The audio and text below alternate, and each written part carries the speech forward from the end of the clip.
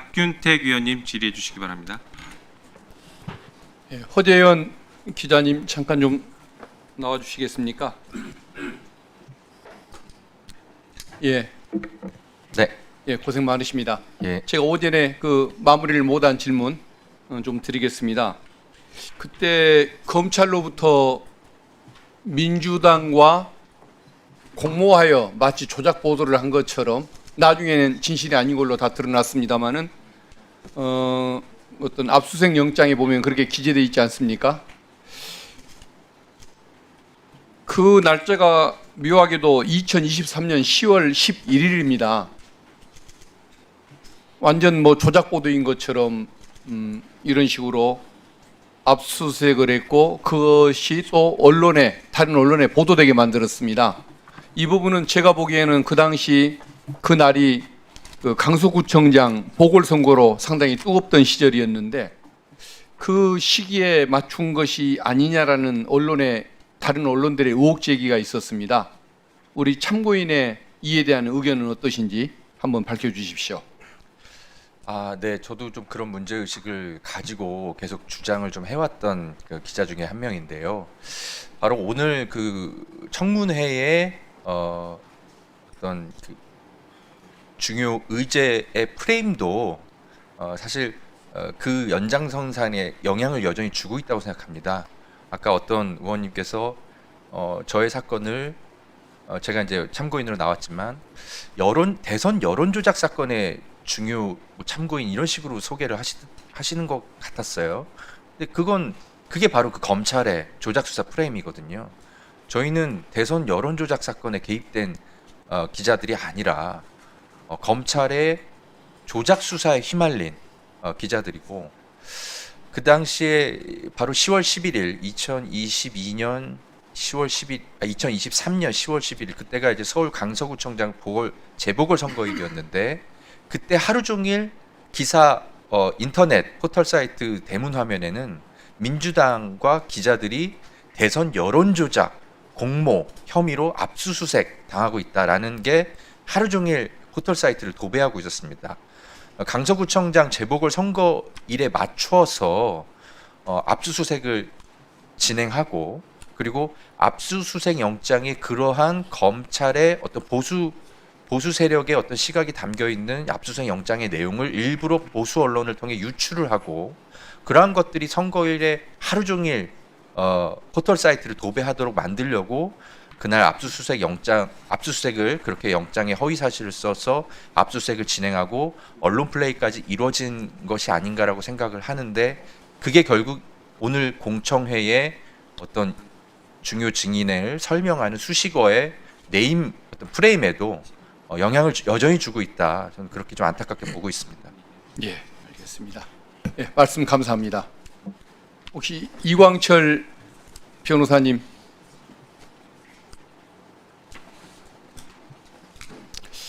예, 지금 우리가 사건에 대해서 얘기를 하고 있지만 근본적인 오늘 그 청문회를 개최하는 근본적인 목적은 검찰 개혁의 필요성, 예. 이 부분에 대한 얘기를 나누고자 하는데 예. 있습니다. 예.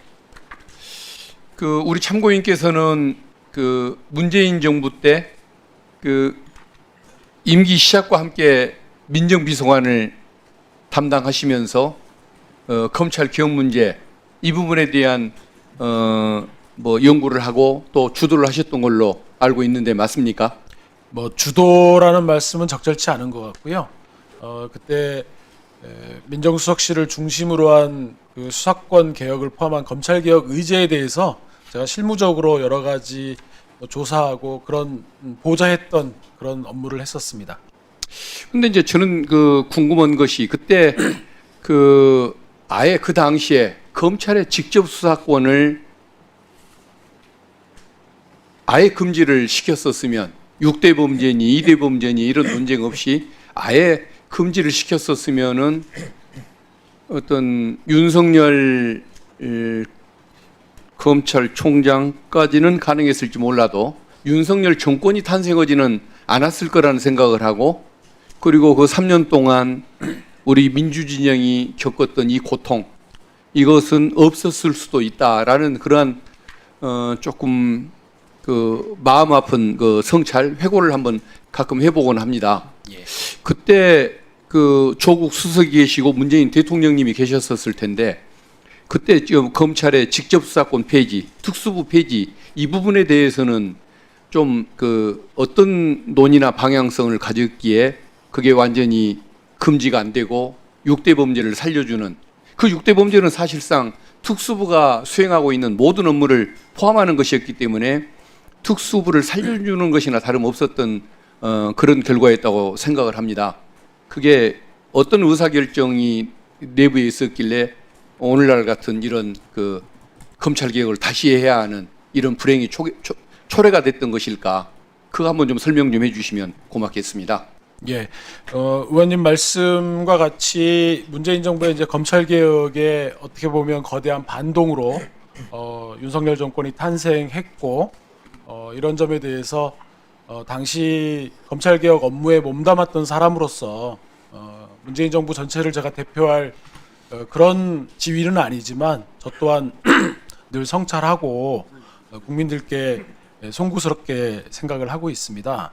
이제 그런데 이제 그 시기로 돌아가 보면 이제 그 존경하는 박윤택 의원님께서도 그때 당시 법무부에서 이제 재직하고 계셨던 걸로 제가 그때 기억하고 있습니다만 문재인 정부가 문재인 대통령께서 선거에 출마하셨던 당시 대선 공약과 그리고 그때 당시 인수위 없이 출범했던 국정기획자문위원회가 그 대선 공약을 구체화해서 마련했던 국정과제는 검찰의 그러니까 수사 기소 분리를 추진하되 단계적으로 추진한다는 점, 그리고 검찰의 2차적 보충적 수사권을 남겨둔다는 점, 이런 것들을 골자로 했던 것입니다. 물론 공수처 출범을 통해서 검찰을 조직적 기관으로 좀 견제한다라는 것도 포함되어 있었지만 오늘 주제와 관련돼서는 크게 보면 수사 기소 분리를 단계적으로 추진한다.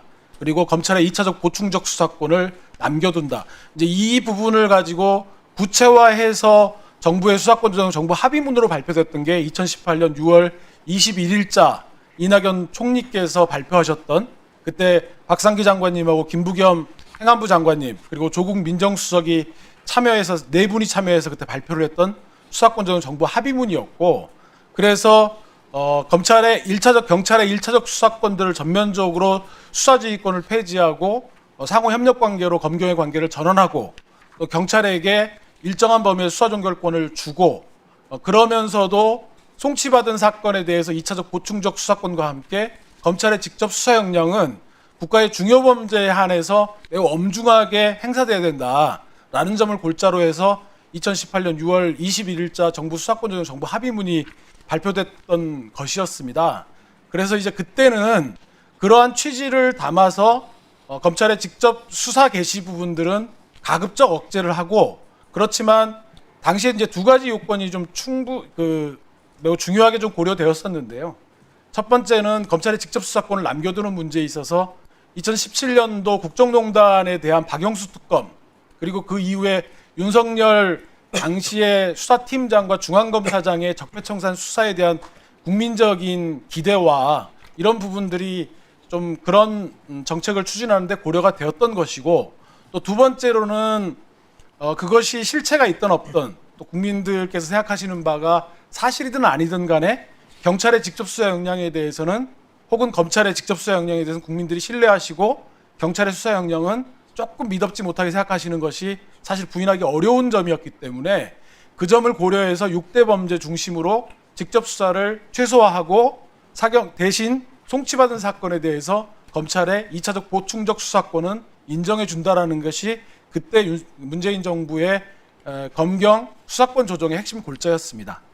예, 설명 감사합니다. 우리 김정민 수사관님. 네. 사실은 제가 검찰이 야당을 상대로만 먼지털이식 수사를 하고 조작 수사, 표적 수사, 정치 사냥 수사를 한다. 그러나 대통령실, 그 당시에 대통령실을 상대로 한 수사, 여기에 대해서는 감싸기 수사, 봐주기 수사를 한다라고 비판을 검찰이 많이 받았었습니다. 지금까지.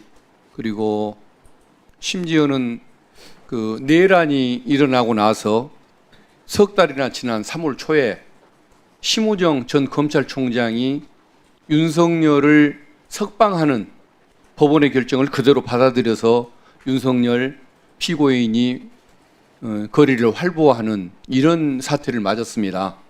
그렇기 때문에 검찰이 전부가 다 욕을 먹고 윤석열을 뒷받침하는 세력이 검찰이다라는 비판을 받아왔지만 그래도 남부지검은 그 작년 연말에 건진법사를 상대로 물론 내란이 발생한 이유이기 때문에 칭찬을 다 들을 수 있는 건 아니지만 그래도 다른 데와 달리 그 건진법사를 상대로 영장도 청구하고 그래도 뭔가 좀 일을 하려고 몸부림을 치는구나라고 그걸 다행스럽게 생각하고 널리 그 부분에 대해서 얘기를 홍보까지는 아니지만 그래도 이런 뭐 작은 몸부림이라도 보이는구나라고 얘기를 했었는데 이번 이 관봉 띠지 사건이 생기면서 그 작은 그래도 칭찬할 여지가 없어져 버린 결과가 됐습니다.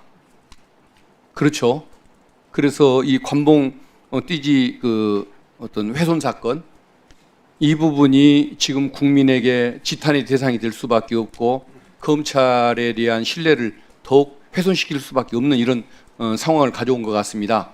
그래서 저는 시간 관계상 더 구체적인 건 묻지는 않겠습니다만은 어쨌든 어떤 경위를 거쳐서 어떤 이유 때문에 과연 띠지를 그 훼손을 하게 됐는지 이런 부분에 대한 진상을 좀 밝혀줘야 할 의무가 증인에게는 있는 것 같습니다.